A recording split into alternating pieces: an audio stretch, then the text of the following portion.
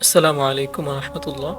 সম্মানিত দর্শক, আশা করছি আল্লাহ তাআলার অশেষ রহমতে সবাই ভালো আছেন, সুস্থ আছেন। সুপ্রিয় দর্শক, আজকে আমি আপনাদেরকে শিখিয়ে দিব এমন একটি আমলের কথা।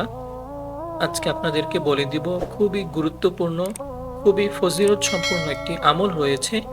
কিভাবে আমলটি করবেন, আমলটি আপনি একজনকে ভালোবাসলে তাকে কিভাবে মিষ্টি পড়া দিবেন, মিষ্টি পড়া দিয়ে তাকে কিভাবে বশ করতে পারবেন, বাধ্য করতে পারবেন। সুপ্রিয় দর্শক, একজনকে আপনি খুব ভালোবাসেন, মন থেকে অনেক ভালোবাসেন, তাকে আপনি কাছে পেতে চান, আপনার জীবন সঙ্গী হিসেবে সারা জীবনের জন্য তাকে পেতে চান।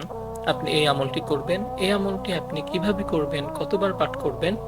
সুপ্রিয় দর্শক, এই আমলটি আপনি কখন কিভাবে করবেন, এই ভিডিওটা সম্পূর্ণ দেখার চেষ্টা করেন ইনশাল্লাহ।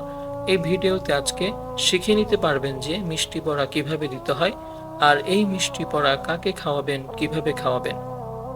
সুপ্রিয় দর্শক, যারা এই চ্যানেলে নতুন এসেছেন, এখন পর্যন্ত চ্যানেলটি সাবস্ক্রাইব করেননি, অবশ্যই চ্যানেলটি এখনই সাবস্ক্রাইব করে পাশে থাকবেন, যাতে করে নতুন নতুন ভিডিওগুলো সবার আগে পেয়ে যান। আমি আরো নতুন নতুন ভিডিও দেওয়ার চেষ্টা করব ইনশাল্লাহ। আপনারা চ্যানেলটি সাবস্ক্রাইব করে আমার পাশেই থাকেন।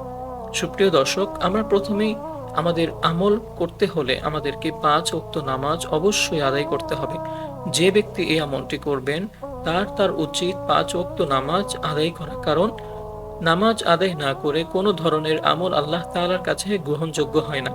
আপনি যে কোনো আমল করেন না কেন, অবশ্যই আপনাকে কি করতে হবে, আপনাকে 5 ওয়াক্ত নামাজ অবশ্যই ঠিক মতো আদায় করতে হবে। নামাজ আদায় করার পরে তারপরে আপনারা কি করবেন, প্রথমেই 3 বার ইস্তেগফার পাঠ করবেন। হাতের মধ্যে আস্তাগফিরুল্লাহ আস্তাগফিরুল্লাহ আস্তাগফিরুল্লাহ এভাবে 3 বার ইস্তেগফার পাঠ করবেন। পাঠ করা শেষ হয়ে গেলে 3 বার দরুদ শরীফ পাঠ করবেন। যে দরুদ শরীফ আমরা নামাজের মধ্যে পড়ে থাকি, যেরকম ভাবে আল্লাহুম্মা সাল্লি আলা মুহাম্মাদিন ওয়া আলা আলি মুহাম্মাদ কামা সাল্লাইতা আলা ইব্রাহিম ওয়া আলা আলি ইব্রাহিম إنك حميد مجيد اللهم بارك على محمد وعلى آل محمد كما باركت على إبراهيم وعلى آل إبراهيم إنك حميد مجيد।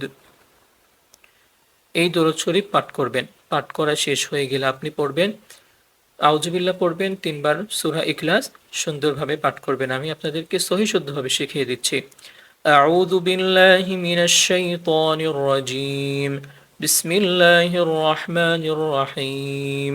কুল হুয়াল্লাহু আহাদ আল্লাহুস সামাদ লাম ইয়ালিদ ওয়া লাম ইউলাদ ওয়া লাম ইয়াকুল লাহু কুফুয়ান আহাদ। বিসমিল্লাহির রহমানির রহিম।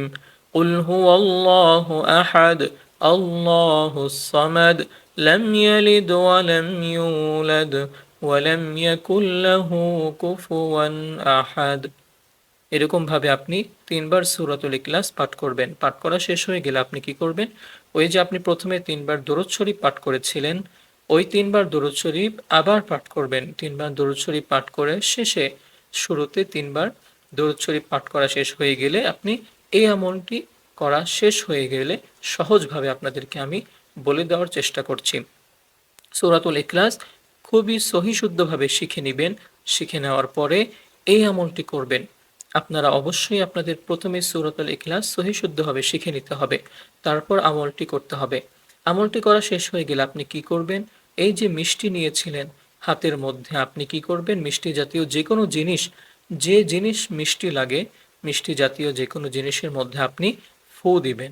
3 বার ফু দিবেন। ফু দেওয়ার পরে যে ব্যক্তিকে আপনি বাধ্য করতে যাচ্ছেন, ভালোবাসতে যাচ্ছেন, যে ওই ব্যক্তি আপনার কথা শুনে আপনার মতো চলে, আপনার সব কিছু সে মেনে চলে, তাহলে কি করবেন, এই মিষ্টিটা আপনি ওই ব্যক্তিকে খাওয়াবেন, খাওয়াই দিবেন।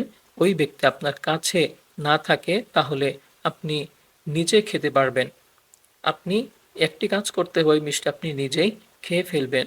শুধুমাত্র ওই ব্যক্তির নামটি 3 বার আপনি পাঠ করবেন। পাঠ করে এই মিষ্টিতে আবার 3 বার ফু দিবেন। যদি ব্যক্তিটি আপনার কাছে থাকে, তাকে খাওয়ানোর মতো হয়, তাহলে আপনি দোয়াটা পড়ে তাকে খাওয়াই দিবেন। আর যদি আপনি তাকে সে দূরে থাকে তাহলেই তার নাম মনে করে মিষ্টির উপরে এই আমলটি করে ফু দিয়ে আপনি নিজেই খেয়ে নিবেন।